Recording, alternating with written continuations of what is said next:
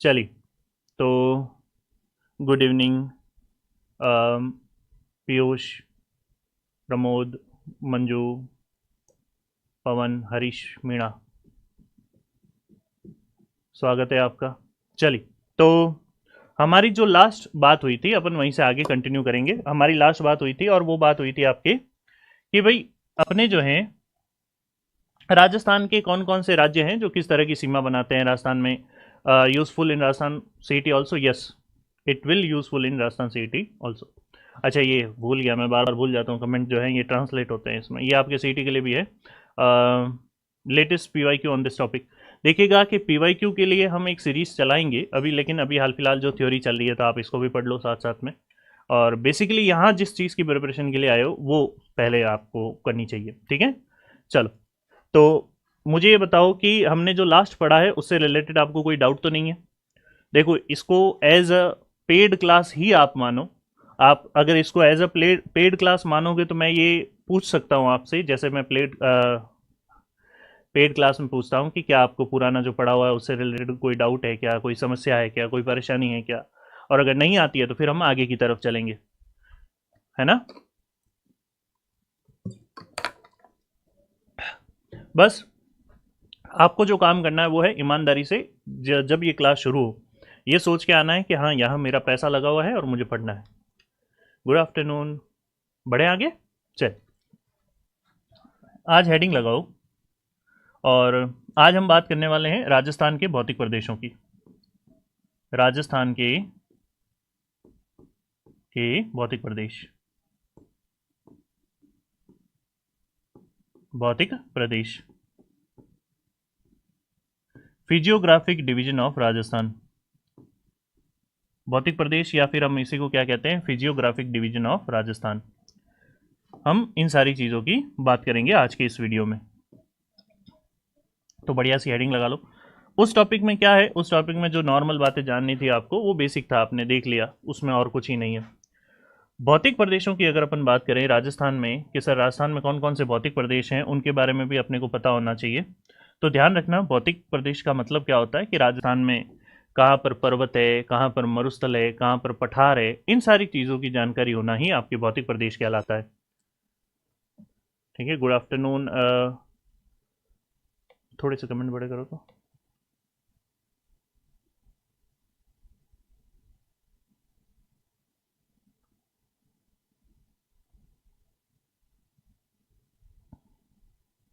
ठीक है, कोई डाउट नहीं है, बढ़े आगे। चलो, तो भौतिक प्रदेश मतलब भौतिक उच्चावच कितने हैं, हाईलैंड कितने हैं, लो लैंड कितने हैं। कहने का मतलब क्या है कि कौन कौन सी ऐसी जगहें हैं जहाँ पर जो है पर्वत देखने को मिलेंगे, कहीं पठार देखने को मिलेंगे, तो इस तरह की चीज़ें जो है वो भौतिक प्रदेश कहलाते हैं। राजस्थान के भौतिक प्रदेशों की अगर अपन बात करें तो आपको सबसे पहले याद रखना है कि राजस्थान के भौतिक प्रदेशों का वर्गीकरण 3 व्यक्तियों के द्वारा किया गया। राजस्थान के या राजस्थान का भौतिक विभाजन, भौतिक विभाजन। और राजस्थान का भौतिक विभाजन 3 लोगों ने किया है। कितने लोगों ने किया है? 3। और ये 3 लोग कौन कौन हैं? तो सबसे पहले है विनोद कुमार मिश्रा या doctor VC Mishra. VC Mishra, VC Mishra द्वारा ये पहला वर्गीकरण इनके द्वारा किया गया। दूसरा, रामलोचन सिन्हा का वर्गीकरण, रामलोचन सिन्हा, सिन्हा का वर्गीकरण, वीसी मिश्रा का वर्गीकरण।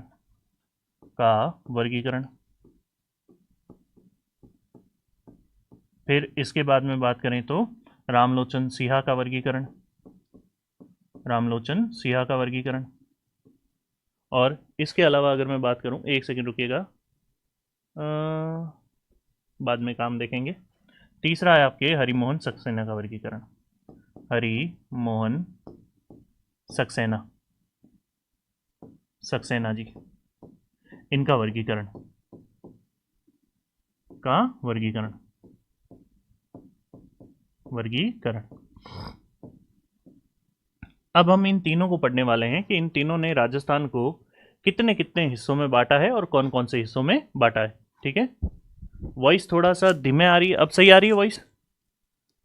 एक बार मुझे बताओ वॉइस का क्या इशू आ रहा है? वॉइस तेज आ रही है अब अपन देखते हैं। सबसे पहले हेडिंग लगाते हैं प्रोफेसर वीसी मिश्रा का वर्गीकरण। अब मेरे साथ साथ हेडिंग लगाओ, प्रोफेसर वीसी मिश्रा का वर्गीकरण। प्रोफेसर वीसी मिश्रा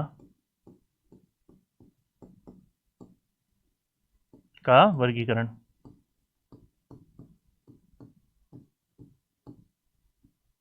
और प्रोफेसर वीसी मिश्रा की बात करें तो इन्होंने राजस्थान को जो है 1967 में, ध्यान रखना कब, 1967 में इन्होंने राजस्थान को 7 भौतिक प्रदेशों में बांटा है। कितने भौतिक प्रदेशों में बांटा है? 7 भौतिक प्रदेशों में बांटा है। कब? 1967 को। किस बुक में? राजस्थान का भूगोल नाम की एक किताब है, उस किताब के अंदर।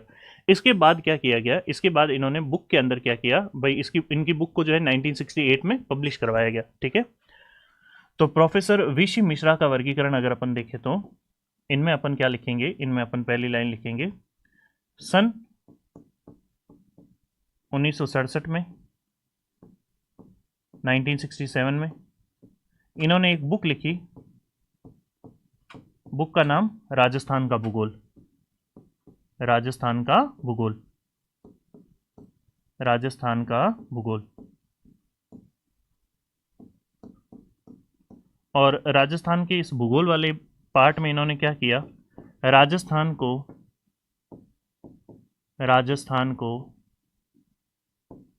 7 भौतिक प्रदेशों में बांटा। 7 भौतिक प्रदेशों में बांटा, भौतिक प्रदेशों में बांटा। अब कई बार क्या होता है कि डायरेक्ट पूछ लिया जाता है सीधा, आप तो कई जगह इतना ही पढ़ के छोड़ देते हो कि 7 भौतिक प्रदेशों में बांट दिया। अब आजकल क्या है, ये पूछ लेते हैं कि 7 भौतिक प्रदेशों के नाम बताओ जरा, कि 7 भौतिक प्रदेश जो है वो कौन कौन से हैं। 7 भौतिक प्रदेश जो हैं वो कौन कौन से हैं। अभी तो देखो, क्योंकि मैप जो मैंने कल डाउनलोड किया था वो आज गायब हो गया है मेरा, तो अपन इसी से काम चलाएंगे। ठीक है, देखो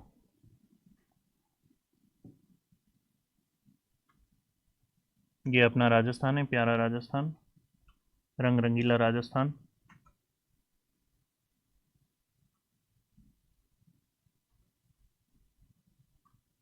ये हो गया राजस्थान। इन्होंने राजस्थान को 7 भौतिक प्रदेशों में बांटा है। अब इन 7 भौतिक प्रदेशों को बड़े ध्यान से देखना, क्योंकि ये आपके एग्जाम में पूछ लेंगे। पहला भौतिक प्रदेश इन्होंने जो बांटा, एक तो इस तरफ आपके नहरी क्षेत्र है, गंगानगर हनुमानगढ़ वाला, यहाँ पे क्या है, नहरी क्षेत्र है। फिर इस तरह से अर्ध शुष्क क्षेत्र आ जाता है, इस तरह से अर्ध शुष्क क्षेत्र आ जाता है। फिर ये पश्चिमी मरुस्थलीय क्षेत्र आ गया, यहाँ आपके जो है अरावली क्षेत्र आ गया। इस तरह से ये थोड़ा नज़दीक ले आते हैं, जालोर वाले रीजन में शेखावटी और जालोर वाला रीजन, इस तरह से अर्ध शुष्क क्षेत्र आ गया। ये हिमालय क्या, सॉरी, अरावली वाला रीजन आ गया। फिर इसके बाद में यहाँ पर चंबल वाला रीजन आ गया। ठीक है, कौन सा रीजन आ गया? चंबल वाला रीजन आ गया, चंबल बेसिन। ये पूर्वी मैदान और ये आपका दक्षिण पूर्वी मैदान। 7 भाग कौन कौन से हैं देखो। पहला इन्होंने जो बांटा ये वाला हिस्सा, ठीक है, और इस हिस्से को क्या नाम दिया इन्होंने? पश्चिमी मरुस्थलीय प्रदेश। पश्चिमी मरुस्थलीय प्रदेश।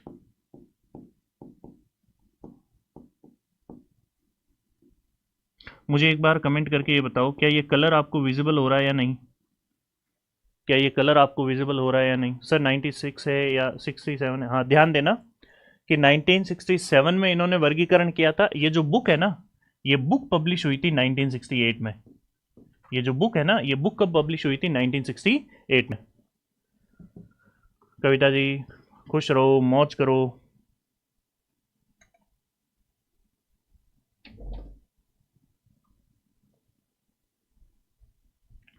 ये सारा सही से विजिबल है आपको?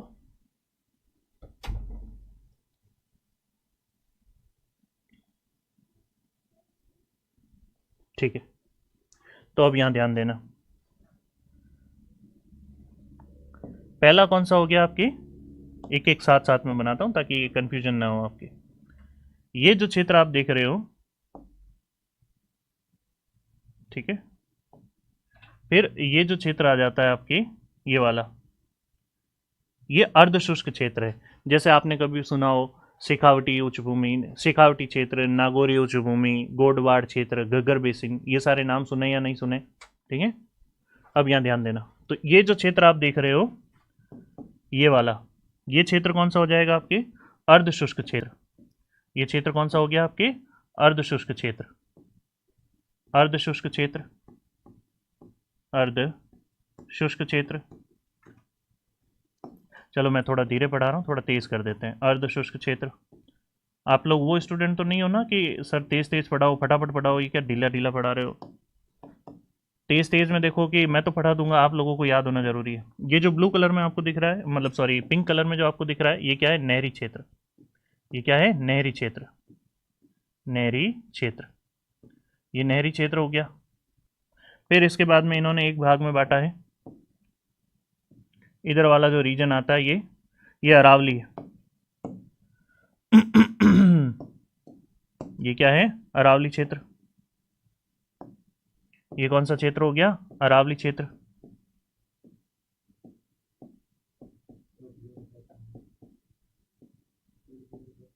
अरावली क्षेत्र। फिर इसके बाद में देखो, ये इस तरह से आपका जो है ये चंबल बीहड़ हो गया। ये जो क्षेत्र आता है, ये कौन सा क्षेत्र आता है? चंबल बीहड़ क्षेत्र आता है।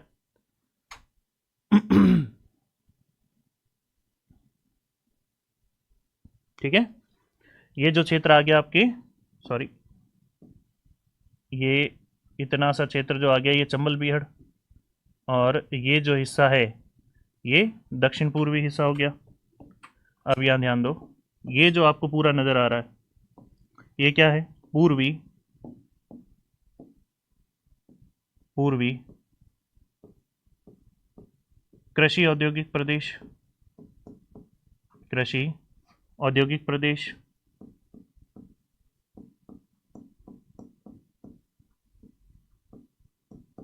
पूर्वी कृषि औद्योगिक प्रदेश। ये चंबल बीहड़ क्षेत्र, ये जो हिस्सा आपको नजर आ रहा है, ये क्या है? चंबल बीहड़ क्षेत्र। चंबल बीहड़ क्षेत्र। चंबल बीहड़ क्षेत्र। और ये जो नजर आ रहा है, ये क्या है? दक्षिण पूर्वी कृषि क्षेत्र। ये जो नजर आ रहा है, ये क्या है? दक्षिण पूर्वी कृषि क्षेत्र। दक्षिण पूर्वी कृषि क्षेत्र। कृषि क्षेत्र। अगर आप लोग आराम आराम से मेरे साथ पढ़ते जाओगे तो मैं हर एक चीज़ आपको जो है याद करवा दूंगा, आपको घबराने की ज़रूरत नहीं है। ठीक है, तो यहाँ ध्यान रखना, इन्होंने 7 भागों में बांटा है। ये 7 भाग कौन कौन से हैं मैं यहाँ लिख लेता हूँ। जो 7 भाग है, ये 7 भागों के नाम देखो। पश्चिमी मरुस्थलीय क्षेत्र, पश्चिमी मरुस्थलीय क्षेत्र, मरुस्थलीय क्षेत्र। बार बार पढ़ो, बार बार लिखो, याद करो। फिर दूसरा है देखो, अर्ध शुष्क क्षेत्र। अर्ध शुष्क क्षेत्र। तीसरा है नहरी क्षेत्र। तीसरा है नहरी क्षेत्र। चौथा है आपकी अरावली। अरावली। पांचवा है पूर्वी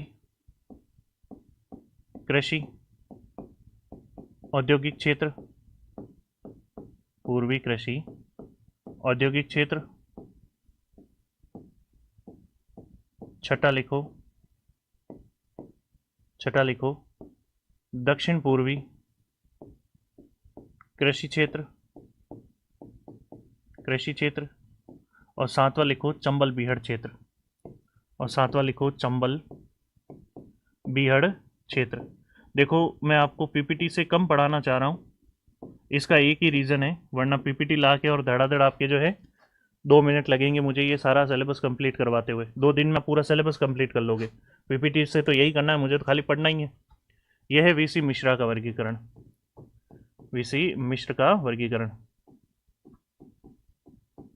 तो हाथ से लिख रहा हूँ इसलिए थोड़ा टाइम लग रहा है, तो ऐसा नहीं हो कि सर इतना धीरे कौन पढ़ता है। दूसरा वर्गीकरण लिखो। दूसरा वर्गीकरण अपन पढ़ेंगे रामलोचन सिंहा का, रामलोचन सिंहा का।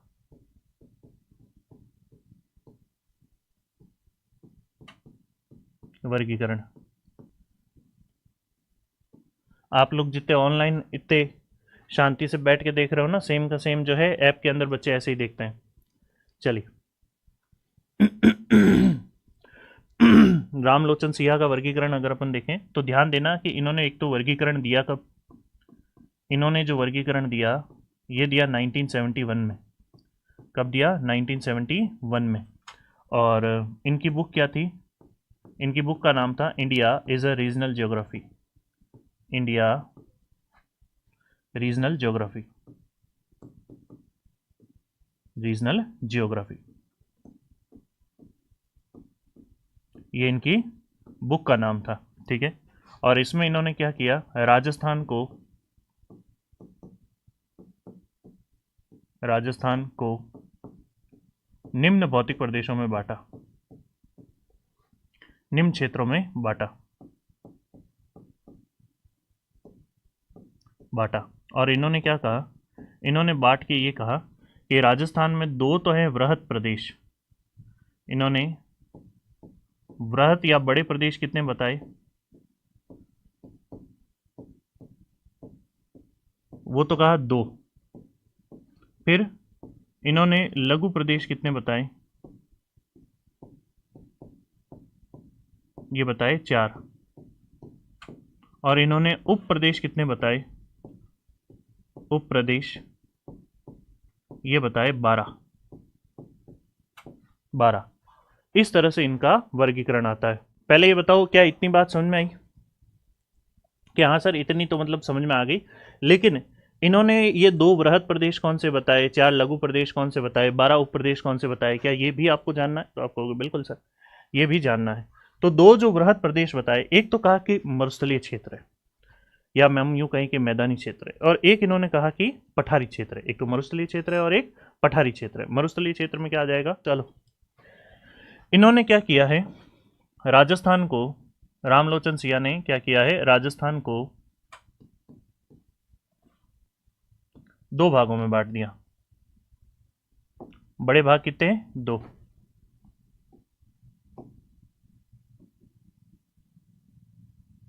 दो तो बांट दिया बड़े भागों में। राजस्थान के 2 क्या है, बड़े भाग है, वृहत प्रदेश है, यानी राजस्थान का मैदानी क्षेत्र, राजस्थान के मैदानी क्षेत्र या राजस्थान का मैदान, ये दूसरा एक बड़ा हिस्सा हो गया। और एक है राजस्थान का पठार, राजस्थान का पठार, राजस्थान का पठार। फिर देखो ये 2 वृहत प्रदेश हो गए, ये 2 क्या है ध्यान रखना, ये 2 है वृहत प्रदेश, वृहत प्रदेश, ये 2 हो गए वृहत प्रदेश। फिर इन्होंने क्या किया, इस राजस्थान के मैदान को 2 भागों में बांट दिया, राजस्थान के मैदान को 2 भागों में बांट दिया। एक तो मरुस्थलीय क्षेत्र, मरुस्थलीय क्षेत्र, मरुस्थलीय क्षेत्र, और एक बांट दिया बांगर क्षेत्र, बांगर क्षेत्र। और वहीं राजस्थान के पठार को इन्होंने 2 भागों में बांट दिया, राजस्थान के पठार को 2 भागों में बांट दिया। एक तो अरावली, अरावली, और एक चंबल बीहड़ क्षेत्र, चंबल बीहड़, चंबल बीहड़ क्षेत्र, चंबल बीहड़ क्षेत्र, इन 2 भागों में बांट दिया। अब आगे देखो तो ये 4 क्या हो जाएंगे आपके, ये 4 हो जाएंगे लघु प्रदेश, लघु प्रदेश, ये 4 क्या हो जाएंगे, लघु प्रदेश। देखो कौन कौन से, मरुस्थलीय, बांगर, अरावली और चंबल बीहड़ क्षेत्र, यहाँ 4 हो गए। ठीक है, चलो। बीहड़ का मतलब होता है कि ऐसी भूमि, जैसे उबड़ खाबड़ जो भूमि होती है ना, उसको अपन बीहड़ भूमि कहते हैं। उबड़ खाबड़ भूमि को अपन क्या कहते हैं? बीहड़ भूमि कहते हैं। ठीक है, चलो। तो अब यहां ध्यान देना कि रामलोचन सिन्हा जी ने पहले 2 तो उप प्रदेश बताए, तो ये तो 2 वृहद प्रदेश हो गए, इसके 4 ये उप प्रदेश हो गए। अब इनके भी 12 जो है वो लघु प्रदेश बताए। तो लघु प्रदेश आपके कौन कौन से हैं? देखो, मरुस्थलीय क्षेत्र के अंदर कौन कौन से हो जाएंगे? जैसे जैसलमेर, बीकानेर, बाड़मेर। जैसलमेर, जैसलमेर मरुस्थलीय क्षेत्र, जैसलमेर मरुस्थलीय क्षेत्र, जैसलमेर, बीकानेर, बीकानेर और बाड़मेर। जैसलमेर, बीकानेर और बाड़मेर, ये क्या हो गए? मरुस्थलीय क्षेत्र। बांगर क्षेत्र में क्या क्या आ जाएगा? देखो, बांगर क्षेत्र में आ जाएगा गगर मैदान, गगर मैदान, फिर शेखावटी क्षेत्र, शेखावटी प्रदेश, फिर नागौरी उच्च भूमि, नागौरी उच्च भूमि, नागौरी उच्च भूमि। और फिर इन्होंने क्या बताया? इन्होंने बता दिया आपके गोडवाड़ प्रदेश, गोडवाड़ प्रदेश, गोडवाड़ प्रदेश। इसके अलावा अरावली में कौन सी? तो अरावली के 3 हिस्से हैं, उत्तरी अरावली, उत्तरी अरावली, दूसरा मध्य अरावली, मध्य अरावली, मध्य अरावली, और तीसरा दक्षिणी अरावली, दक्षिणी अरावली। इसके अलावा बात करें तो आपके चंबल बीहड़ क्षेत्र में निम्न भाग और उच्च भाग। भाई चंबल का जो मैदान है, निम्न चंबल का मैदान और उच्च चंबल का मैदान।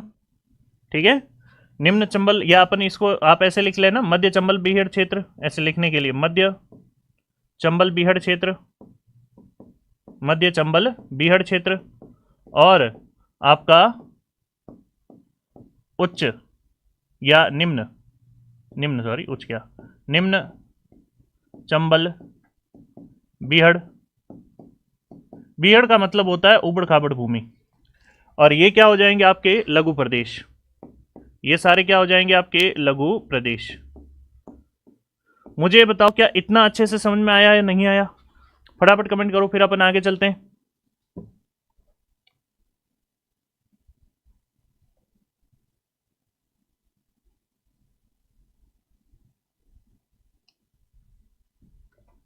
आ रहा है? वेरी गुड, बहुत अच्छे। तो हमने 2 वर्गीकरण देख लिए। अब तीसरा वर्गीकरण अपन हरिमोहन सक्सेना जी का पढ़ेंगे। तीसरा वर्गीकरण किसका पढ़ेंगे? हरिमोहन सक्सेना जी का। तो तीसरा वर्गीकरण है हरिमोहन सक्सेना। तीसरा वर्गीकरण है हरिमोहन सक्सेना। हरिमोहन सक्सेना। और हरिमोहन सक्सेना जी के साथ में एक और व्यक्ति थे, plus professor Tiwari, professor Tiwari ji. इन 2 की बात करेंगे। इन्होंने वर्गीकरण दिया, और इन्होंने वर्गीकरण कब दिया? इन्होंने वर्गीकरण कब दिया? तो 1994 में। इनका जो वर्गीकरण आता है ये कब आता है? 1994 में। इसके अलावा बात करें तो इनकी बुक कौन सी है? इनकी बुक कौन सी है? राजस्थान का प्रादेशिक भूगोल, राजस्थान का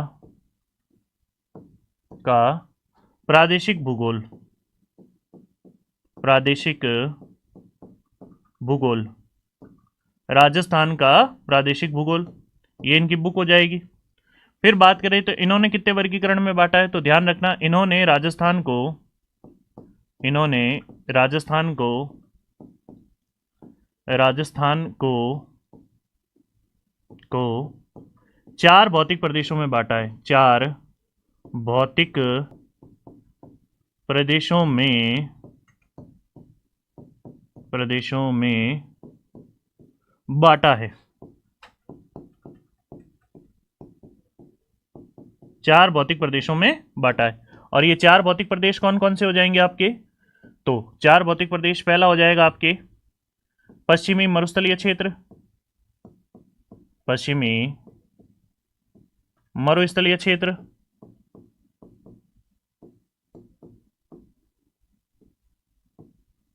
पश्चिमी मरुस्थलीय क्षेत्र। दूसरा आपके अरावली, अरावली पर्वत श्रृंखला। तीसरा पूर्वी मैदानी प्रदेश, पूर्वी मैदानी प्रदेश, पूर्वी मैदानी प्रदेश। और चौथा दक्षिण पूर्वी पठारी प्रदेश, दक्षिण पूर्वी पठारी प्रदेश, दक्षिण पूर्वी पठारी प्रदेश। फटाफट बताओ क्या इतनी बात समझ में आई या नहीं आई? डन, तो इसको लिखो फटाफट, फिर अपन इससे आगे की तरफ चलते हैं। प्रतिशत में देख लो साथ साथ में, हाँ ये भी देख लो। पश्चिमी मरुस्थलीय प्रदेश वैसे आगे देखेंगे ही, 61.11%। अरावली है 9%, यह है 23.46%, और यह है 6.89%, 6.89%। क्लियर है यहां तक? डन, वेरी गुड, बहुत अच्छे, डन है। तब अब अपन एक एक भौतिक प्रदेश से शुरुआत करेंगे, एक एक भौतिक प्रदेश से शुरुआत करेंगे, और पहला है दक्षिण पूर्वी पठारी प्रदेश। तो पहली हेडिंग लगाओ, दक्षिण पूर्वी पठारी प्रदेश।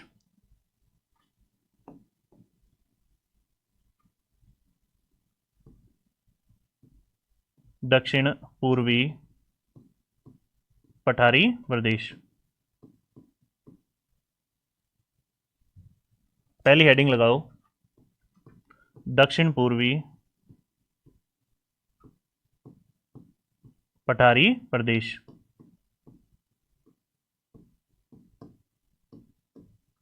ध्यान रखना कि हम जो है इसके अलावा फिर आपके किसी भी तरह के नोट्स बनाने की आपको आवश्यकता नहीं है। आराम से एक बार पढ़ना, यहीं से ही आपके सारे क्वेश्चन हो जाएंगे, यहीं से ही सारे क्वेश्चन हो जाएंगे अगर आपने एक बार ढंग से इस चीज़ को पढ़ लिया तो। आपको कहीं और से कोई नोट्स कबाड़ने की आवश्यकता नहीं है कि कुछ और भी आपको पढ़ना रहेगा साथ साथ में, तो नहीं। पहले तो ये ध्यान रखना कि ये भाग किसका है, ये किसका भाग है।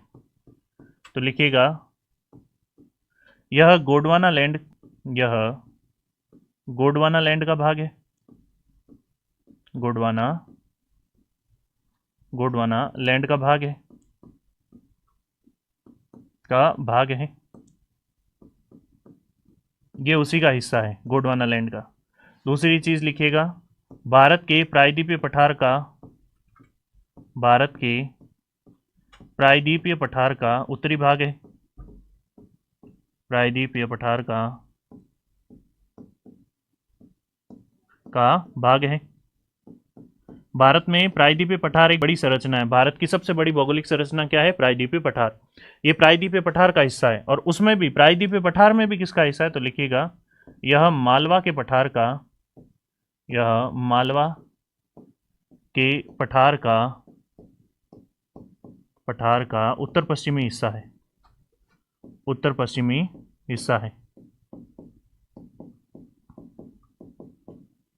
हिस्सा है। इसका निर्माण जो है ध्यान रखना, ये क्रिटेशियस काल में हुआ है। क्रिटेशियस काल, मध्यजीवी महाकल्प का जो क्रिटेशियस काल है। Will the entire geography will be completed. Rajiv ji, देखो एक चीज़ मैं आपको बताता हूँ, अगर हम पढ़ ही रहे हैं ना तो थोड़ा आराम आराम से ही पढ़ेंगे। मैं आपको हर एक चीज़ लिखवाऊंगा, अगर आप मुझ पर भरोसा करके प्रॉपर नोट्स बना ही रहे हैं तो हर एक जो है ये चीज़ अपन पढ़ते हुए चलेंगे। भौतिक प्रदेश है, 4 क्लासों में भौतिक प्रदेश कंप्लीट कर देंगे, 4-5 क्लासों में। फिर नदियां हैं तो 2-3 क्लासें नदियों में मान लो, और नोट्स नोट्स बनाते रहोगे साथ साथ में, तो वो थोड़ा आपके लिए सही रहेगा। मेन है आपकी नोट्स बनाने की स्पीड पे, और कंप्लीट कराऊंगा ज्योग्राफी, ये भी है एक। ठीक है, चलो अब मेन आता है इसकी उत्पत्ति कब हुई। ठीक है, मेन क्या आता है? इसकी उत्पत्ति कब हुई, उत्पत्ति। तो उत्पत्ति लिखिएगा मध्यजीवी, महाकल्प या मीसोजोइक एरा,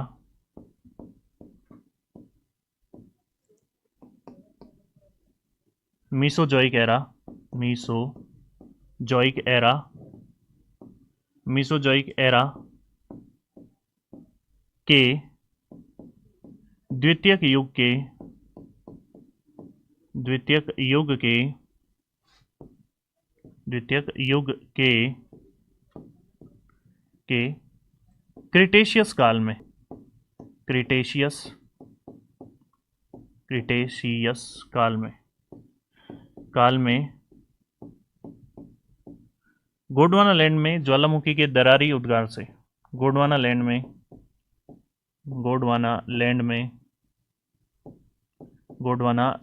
में ज्वालामुखी के दरारी उद्गार से, ज्वालामुखी के दरारी उद्गार से जब ज्वालामुखी जो है पृथ्वी में स्थित किसी दरार से बाहर आए, धीरे धीरे पृथ्वी में स्थित किसी दरार से धीरे धीरे बाहर आए और एक संरचना का रूप ले, तो ऐसे ज्वालामुखी को क्या कहते हैं अपन? ये दक्षिण पूर्वी पठारी प्रदेश का जो है उद्गम हो गया। क्लियर है इतनी सी बात? डन। चलो अब अपन बात करते हैं दक्षिण पूर्वी पठारी प्रदेश की या हाड़ौती की क्षेत्र की। हम किसकी बात कर रहे हैं? दक्षिण पूर्वी पठारी प्रदेश या हाड़ौती प्रदेश की, हम इसी की बात कर रहे हैं। दक्षिण पूर्वी पठारी प्रदेश या हाड़ौती का क्षेत्र, हाड़ौती प्रदेश।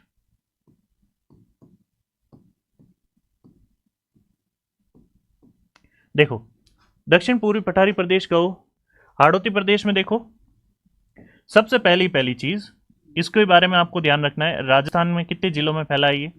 तो पहली बात, राजस्थान के 4 जिलों में विस्तार, राजस्थान के 4 जिलों में।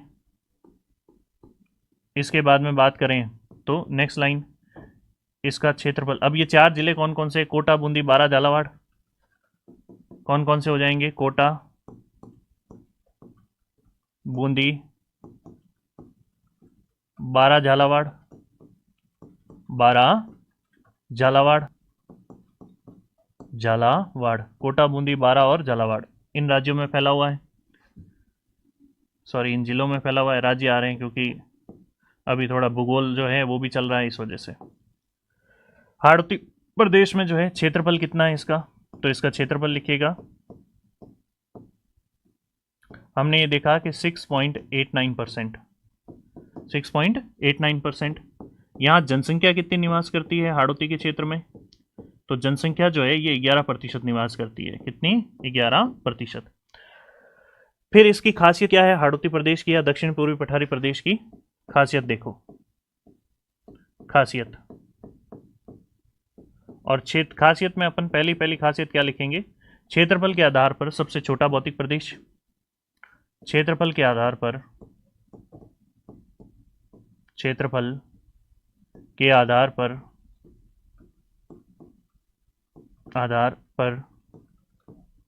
सबसे छोटा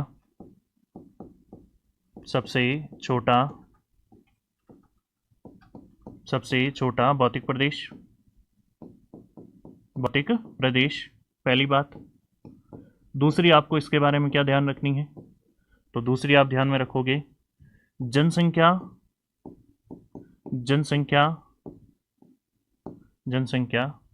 घनत्व के आधार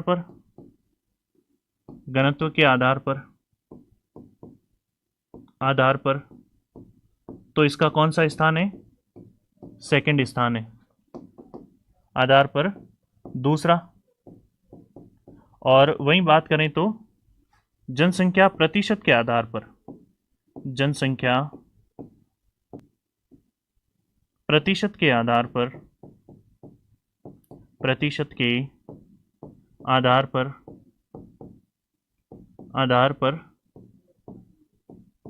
तीसरा।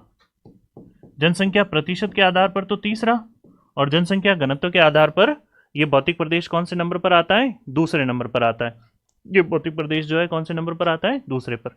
मुख्य रूप से 4 ही जिले हैं निशा जी। कितने जिले हैं? 4 ही जिले हैं, कोटा संभाग के चारों जिले इसमें शामिल है। ठीक है, डन। चलो, एक लाइन वैसे लिखना चाहो तो लिख लो। सबसे ज्यादा बारिश आपको पता हो तो इन्हीं क्षेत्रों में होती है, तो सर्वाधिक, ये वैसे लाइन वर्षा वाले में आप कनेक्ट कर लोगे, लेकिन लिख लो सर्वाधिक वर्षा वाला भौतिक प्रदेश, सर्वाधिक वर्षा वाला भौतिक प्रदेश, सर्वाधिक वर्षा वाला भौतिक प्रदेश। पहली बात तो यही हो गई। और इसके बाद में नेक्स्ट लिखो अति आर्द्र जलवायु, अति आर्द्र जलवायु वाला भौतिक प्रदेश, या यहां सीधा ही लिख लो अति आर्द्र जलवायु पाई जाती है। चलिए, तो मेरे ख्याल से आज अपन इतना ही पढ़ते हैं। ठीक है, मैंने आपको आज राजस्थान का भौतिक प्रदेश जो है ये शुरू किया था हमने आज की क्लास में। भौतिक प्रदेशों में मैंने आपको जो है ये बताया कि 3 जनों ने वर्गीकरण दिया है, प्रोफेसर वीसी मिश्रा, रामलोचन सिन्हा जी और हरिमोहन सक्सेना जी।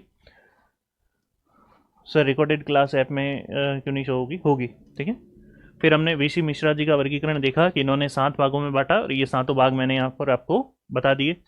7 भाग देखो, वैसे याद करने के लिए देखो कि मरुस्थल है, फिर अर्धशुष्क है, नहरी क्षेत्र है। इन्होंने क्या किया कि नहरी क्षेत्र को भी एक भौतिक प्रदेश मान लिया, बाकी सब क्या कर रहे हैं, नहरी क्षेत्र को अर्धशुष्क में ही शामिल कर रहे हैं। तो नहरी क्षेत्र ये हो गया।